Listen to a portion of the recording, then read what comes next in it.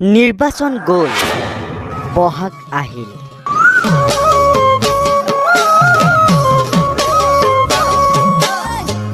কৰোনাৰ ত্ৰাসৰ মাজতে কুলিৰ মিঠা মাত, ঢোল পেঁপা গগনাই ৰজনজনাই উঠিব চৌদিশ। ঢুলীয়াৰ ঢোলৰ চেৱত কঁকাল ঘূৰাই নাচিব নাচনী। আহঁতৰ তলৰ বিহু চোৱাৰ ভাগ্য আপোনাৰ মোৰ খুব কম।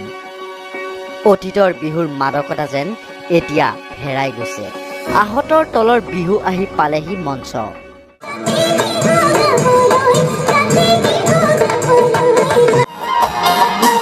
মঞ্চ মানেই এগৰাকী দামী ছিংগাৰ।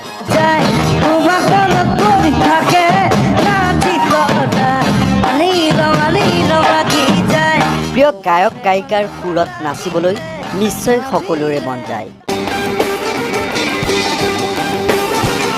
নিৰ্বাচনৰ বতৰত যেনেকৈ প্ৰিয় নেতাৰ ভাষণ শুনিবলৈ সকলোৱে ভিৰ বান্ধেহি, ঠিক তেনেকৈয়ে নিজৰ পচন্দৰ গায়কজনক ওচৰৰ পৰা চাবলৈ বা তেওঁৰ সুললিত কণ্ঠৰে গীত শুনিবলৈ সকলোৱে আশাৰে বাট চাই থাকে। বিহু উদযাপন সমিতিসমূহৰ মাজতো লাগে এক প্ৰতিযোগিতা। কোনে কিমান দামী গায়কক আমন্ত্ৰণ জনাব পাৰে। আপুনি নিশ্চয় জানিবলৈ আগ্ৰহী, কোন শিল্পীয়ে প্ৰতিখন মঞ্চৰ বাবদ কিমানকৈ মাননি ল'ব। পূৰ্বৰ তুলনাত কিছু পৰিমাণে বৃদ্ধি পাইছে কণ্ঠশিল্পীৰ মাননি। প্ৰথমেই আমি জনাব বিচাৰিছোঁ জুবিন গাৰ্গৰ মাননিৰ পৰিমাণ। কিমান মাননি ল'ব জুবিন গাৰ্গে?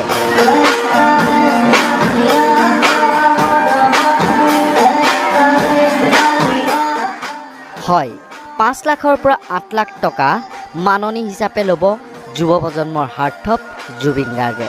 ঠিক সেইদৰে এইবাৰ অসমৰ বিহু মঞ্চত দেখিবলৈ পোৱা যাব অন্যতম কণ্ঠশিল্পী অংগৰাগ পাপন মহন্ত।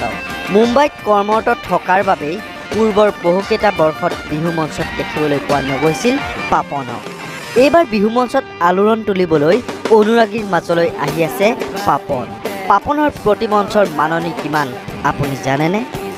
হয়, পাপনে 6 লাখৰ পৰা 8 লাখ টকা পৰ্যন্ত ল'ব বিহুৰ মাননি।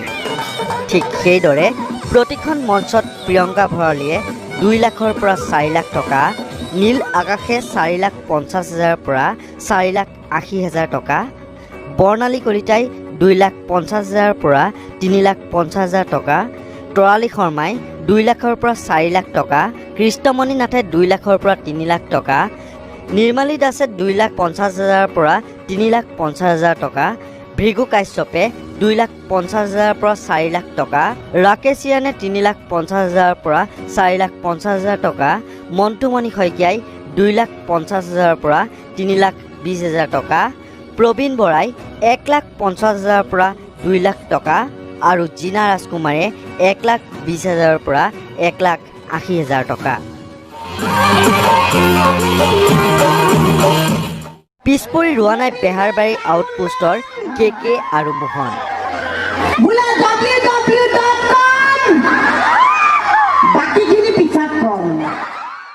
এইবাৰ KK আৰু মোহনে প্ৰতিখন মঞ্চৰ বাবদ মাননি হিচাপে ল'ব 1 লাখৰ পৰা 1,50,000 টকা।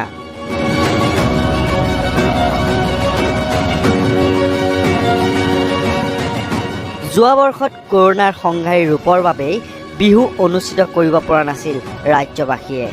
থমকি ৰ'বলগীয়া হৈছিল কণ্ঠশিল্পী আৰু সাংস্কৃতিক কৰ্মীসকল। এইবাৰ ৰাজ্যত কিছু পৰিমাণে হ'লেও কৰোনাৰ সংক্ৰমণ আছে যদিও ৰঙালী বিহু অতি সুন্দৰভাৱে অনুষ্ঠিত কৰিব পাৰিব বুলি ইতিমধ্যে স্পষ্ট কৰি দিছে স্বাস্থ্যমন্ত্ৰী হিমন্ত বিশ্ব শৰ্মাই। সেয়েহে এতিয়া ৰাজ্যবাসীক আনন্দ তথা মনোৰঞ্জন বিলাবলৈ সাজু হৈ পৰিছে শিল্পীসকল। কল্পজ্যোতি শইকীয়াৰ প্ৰতিবেদন, নৰ্থ ইষ্ট নাও।